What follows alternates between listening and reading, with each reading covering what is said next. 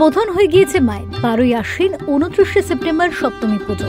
সকাল থেকে শুরু হয়ে গিয়েছে নবপত্রিকার প্রবেশ স্থাপন, কল্পারম্ভ।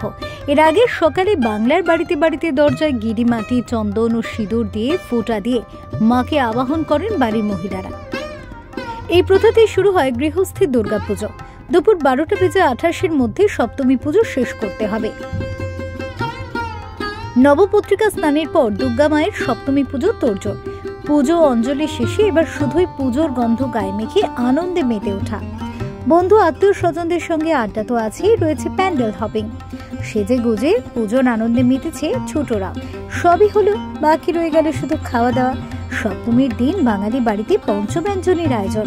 মাছ, ভাত, পায়েস আরো নানা পদে জমে উঠেছে সপ্তমীর দুপুর। তবে অনেকেই বাইরে খেতেও পছন্দ করেন।